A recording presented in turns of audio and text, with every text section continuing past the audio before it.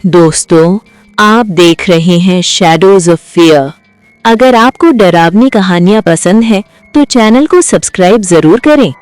15 साल का आरव अपने पिता के ट्रांसफर के कारण एक नए शहर में आया। नया स्कूल, नए चेहरे, लेकिन आरव बेहद चुप स्वभाव का था। क्लास में बच्चे उसे बात करने की कोशिश करते पर वो घबरा जाता। धीरे धीरे बच्चे उसका मजाक उड़ाने लगे। लंच ब्रेक में आरव अकेले रहने के लिए स्कूल की तीसरी मंजिल पर बने पुराने वॉशरूम में चला जाता। वो जगह टूटी फूटी थी, इसलिए वहाँ कोई नहीं आता था। एक दिन जब वो रो रहा था, तभी उसे लगा जैसे बाहर कोई भारी कदमों से चल रहा हो, और फिर दरवाजे के नीचे से किसी अजनबी की परछाई दिखी। आरव का दिल जोर जोर से धड़कने लगा। उसने हिम्मत करके केबिन के नीचे से झांका। बाहर फर्श पर किसी के पुराने कीचड़ लगे जूते दिखाई दे रहे थे। ऐसा लग रहा था जैसे कोई वही खड़ा होकर भारी सांसें ले रहा हो। अचानक स्कूल की ब्रेक खत्म होने की घंटी बजी। आवाज सुनते ही बाहर सन्नाटा छा गया। कांपते हाथों से आरव ने केबिन का दरवाजा खोला। बाहर कोई नहीं था, पूरा वॉशरूम खाली था।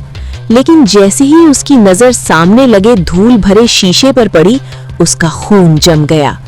शीशे में उसके ठीक पीछे एक लंबा दुबला आदमी खड़ा था, काला कोट पहने और चेहरे पर टेढ़ी मुस्कान। आरव ने झटके से पीछे मुड़कर देखा, वहां कोई नहीं था। आरव घबराकर वॉशरूम से भागा और सीधे अपनी क्लास में जाकर बैठ गया। उसका चेहरा पीला पड़ चुका था। पूरे दिन वो पीछे मुड़कर देखने की हिम्मत नहीं कर पाया। स्कूल छुट्टी होने के बाद जब वो गेट पर अपने पापा का इंतजार कर रहा था, तभी उसकी नजर तीसरी मंजिल की खिड़की पर गई। वही काला कोट पहना आदमी खड़ा था, धीरे धीरे हाथ हिलाता हुआ। आरव की सांस रुक गई। तभी उसके पापा आ गए और वो कुछ कह नहीं पाया। अगले दिन क्लास में पढ़ाई के दौरान अचानक उसे अपने कान के पास फुसफुसाहट सुनाई दी। उन्हें दिखा दो, तुम कमजोर नहीं हो। आरव ने देखा टीचर के पीछे वही आदमी मुस्कुरा रहा था, और तभी उसके अंदर कुछ बदलने लगा। आरव की आंखें उस काले कोट वाले आदमी पर टिकी थी। बाकी किसी को वो दिखाई नहीं दे रहा था। अब जवाब दो, वो धीमे से फुसफुसाया। टीचर ने आरव से सवाल पूछा, लेकिन उसके कानों में सिर्फ वही आवाज गूंज रही थी। अचानक क्लास का शरारती लड़का विवान हंस पड़ा। तभी उस साई ने कहा, वो तुम्हारा मजाक उड़ा रहा है, उसे रोक दो। आरव के अंदर जैसे आग भड़क उठी। वो खड़ा हुआ और बिना सोचे समझे विवान को जोर से धक्का दे दिया। पूरा क्लासरूम चीखों से भर गया। टीचर ने तुरंत उसे पकड़ लिया। सब बच्चे घबरा गए, लेकिन आरव हंस रहा था, एक अजीब ठंडी हंसी। उसे प्रिंसिपल ऑफिस ले जाया गया और साया अब भी उसके साथ था। प्रिंसिपल ऑफिस में भी आरव बार बार कह रहा था, वो आदमी यहीं खड़ा है, आपको दिखाई क्यों नहीं दे रहा। कमरे का माहौल भारी हो चुका था। तभी अचानक खिड़की का शीशा अपने आप चटक गया। प्रिंसिपल घबरा गई। आरव के कान के पास फिर वही आवाज आई, चलो तुम्हें सच दिखाता हूँ। अचानक वो झटके से दरवाजे की तरफ भागा। सब उसके पीछे दौड़े। वो सीधा तीसरी मंजिल के पुराने वॉशरूम में पहुंचा। वहां का बड़ा आईना हल्की हल्की कांप रहा था, जैसे पानी की सतह हो। आईने में वही काला कोट वाला आदमी साफ दिखाई दे रहा था। उसने अपना हाथ बाहर बढ़ाया और आरव का हाथ अपने आप उसकी तरफ उठ गया। जैसे ही आरव का हाथ आईने को छुआ, शीशे की सतह पानी की तरह लहराने लगी। आधा हाथ अंदर जा चुका था। उसके पीछे दौड़ते हुए चौकीदार ने उसे जोर से पकड़ लिया। उसी पल आईना जोरदार धमाके के साथ टूट गया। आरव बेहोश होकर जमीन पर गिर पड़ा। बाद में स्कूल के पुराने रिकॉर्ड्स खंगाले गए। पता चला कि कई साल पहले इसी मंजिल पर एक सख्त हेडमास्टर रहस्यमय हालात में मरा था। कहा जाता था कि वो बच्चों को डरा धमकाकर बंद कमरे में सजा देता था। उस घटना के बाद तीसरी मंजिल का वॉशरूम हमेशा के लिए बंद कर दिया गया। आरव ने स्कूल बदल लिया, लेकिन कभी-कभी उसे आज भी आईने में अपने पीछे काला साया खड़ा दिखाई देता है। अगर आपको ये कहानी पसंद आई तो चैनल शैडोज ऑफ फियर को सब्सक्राइब जरूर करें।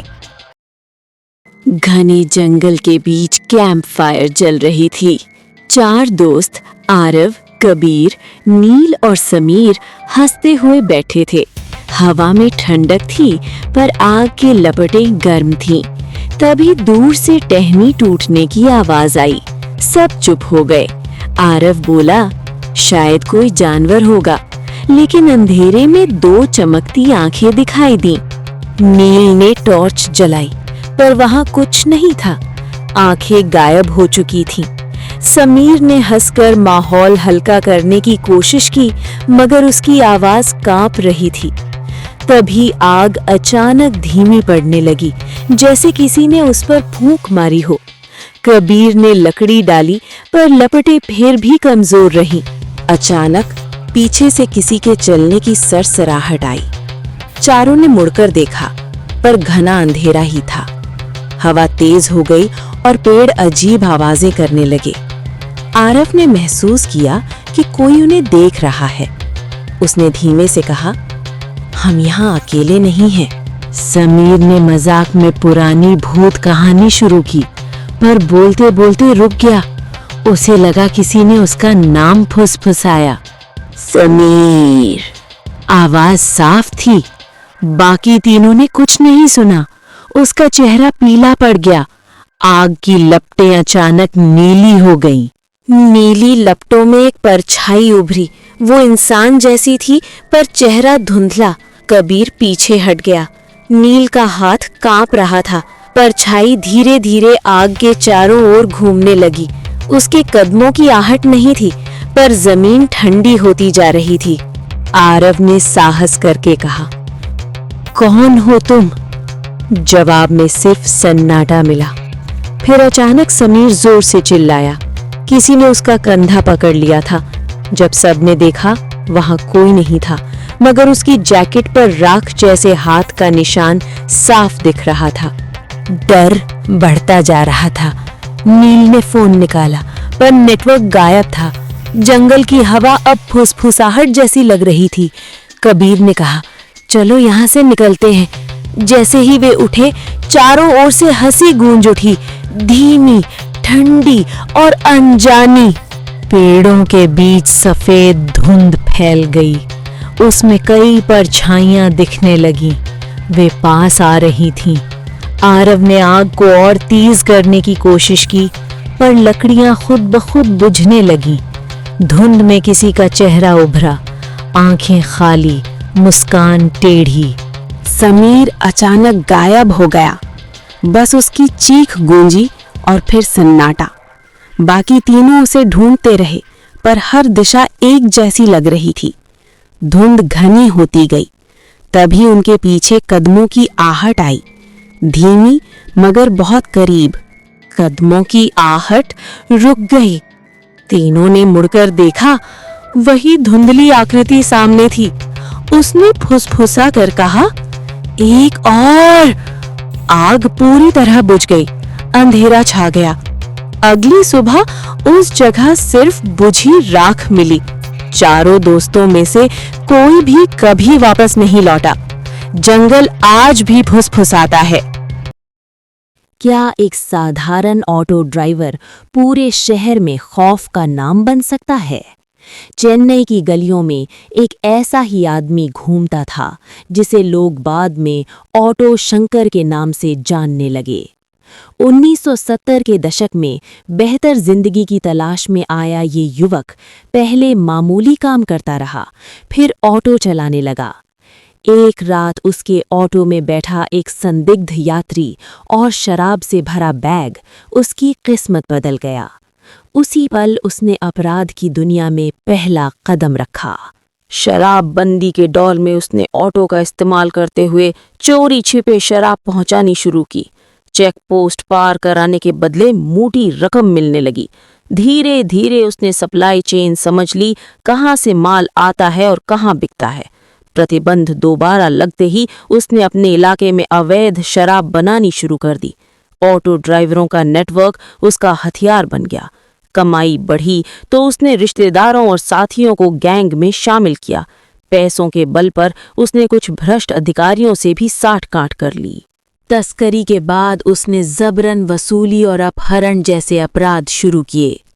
उसका इलाका अपराध का अड्डा बन गया। वो फिल्मों के खलनायकों से प्रभावित था और उसी अंदाज में जीने लगा। एक नर्तकी से जुड़ी घटना ने उसे और निर्दयी बना दिया।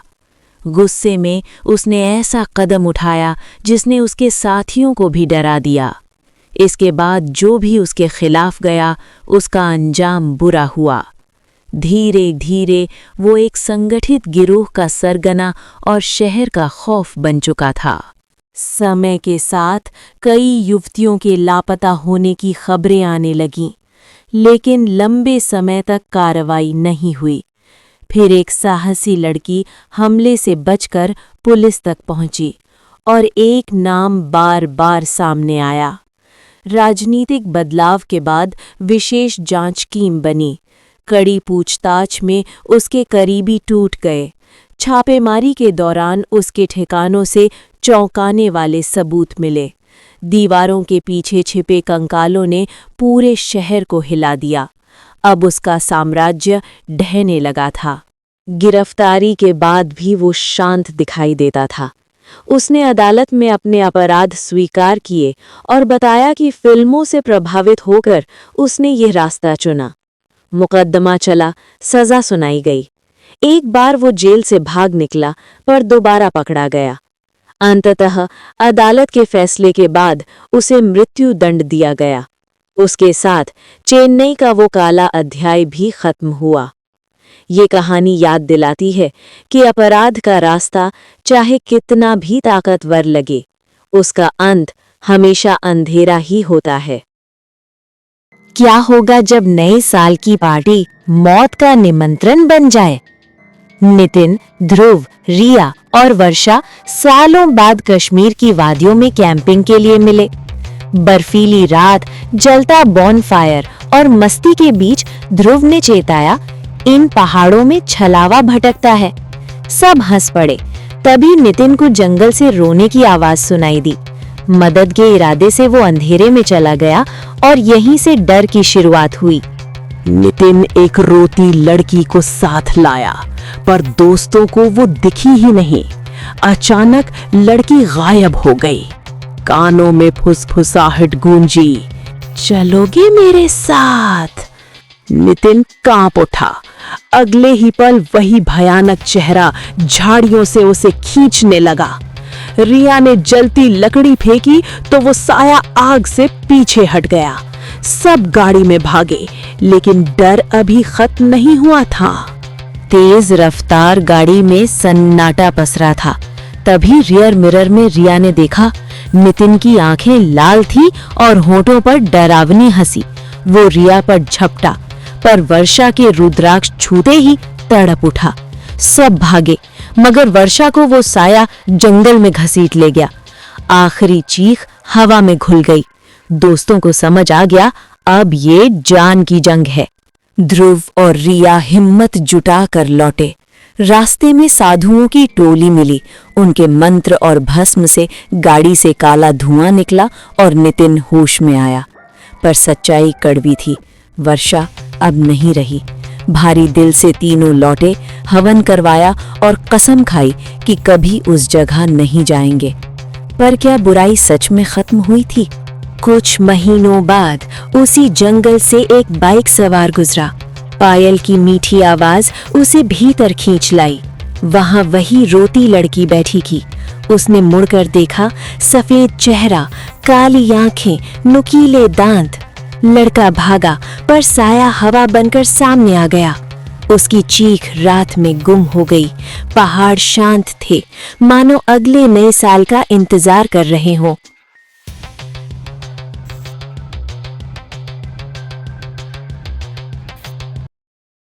खूनी साया की एक नई दास्तान में आपका स्वागत है। अगर आप इस कहानी का हिस्सा बनना चाहते हैं तो अपना नाम जरूर लिखें। एक शांत गांव के पुराने चौराहे की ये कहानी है, जो कभी आम रास्ता था। लोग रोज हंसी खुशी वहां से गुजरते थे। किसी ने नहीं सोचा था कि एक हादसा उस जगह को हमेशा के लिए डर का प्रतीक बना देगा। गांव की चुलबुली लड़की सोना अपने पिता के साथ उसी चौराहे से गुजर रही थी। उसकी खिलखिलाहट पूरे माहौल को रोशन कर देती थी। लेकिन उस दिन अजीब सा सन्नाटा था। अचानक तेज रफ्तार ट्रक सामने आया। किसी को संभलने का मौका नहीं मिला। पल भर में हादसा हुआ। पिता बच गए, मगर सोना सड़क पर गिर गई और सब कुछ बदल गया। उस दर्दनाक घटना के बाद चौराहा वैसा नहीं रहा। दिन में भी वहां अजीब बेचैनी महसूस होने लगी। राहगीरों को लगता जैसे कोई पीछे खड़ा है। रात ढलते ही डर और गहरा हो जाता। कई लोगों ने कहा कि वहां खड़ी गाड़ियां बिना वजह हॉर्न बजाने लगती हैं। कोई छूता नहीं, फिर भी आवाज गूंज उठती है। कुछ ने बताया कि मोटरसाइकिल अपने आप स्टार्ट हो जाती है। कारों की लाइट अचानक टिमटिमाने लगती है। कभी किसी का सामान गिर जाता है। लोग डरकर पीछे मुड़ते हैं, पर वहां कोई दिखाई नहीं देता, बस खाली सड़क और ठंडी हवा। धीरे धीरे गांव में चर्चा फैल गई कि सोना की बेचैन आत्मा वहीं भटक रही है। हिम्मत वाले लोग सच्चाई जानने रात में वहां गए। शुरुआत में सब सामान्य लगता, लेकिन जैसे ही वे चौराहे के बीच पहुंचते, हवा बर्फ सी ठंडी हो जाती। पेड़ों की टहनियां बिना हवा के हिलती। अचानक कई गाड़ियों के हॉर्न एक साथ बज उठते। उस शोर में जैसे किसी लड़की की हल्की हंसी घुली होती। एक युवक ने दावा किया कि उसने किसी को सफेद साया बनकर सड़क किनारे खड़े देखा। वो गाड़ी रोककर उतरा, मगर सामने कुछ नहीं था। फिर भी उसके कानों में हंसी गूंजती रही। डर के मारे वो भाग गया। अगले दिन उसने कसम खाई कि वो फिर कभी उस रास्ते से नहीं गुजरेगा। धीरे धीरे वो चौराहा चेतावनी बन गया। गांव वाले रात में वहां अकेले नहीं जाते। जो भी गुजरता है कदम तेज कर लेता है और पीछे मुड़कर नहीं देखता। कहते हैं अगर किसी ने उस आवाज को सुन लिया और रुक गया तो मुसीबत उसका इंतजार करती है। डर अब उस जगह की पहचान बन चुका है। आज भी जब रात गहरी होती है, वहां सन्नाटा फैल जाता है। कभी अचानक हॉर्न बज उठते हैं, कभी ब्रेक लाइट चमकती है। हवा में जैसे किसी लड़की की धीमी हंसी तैरती है।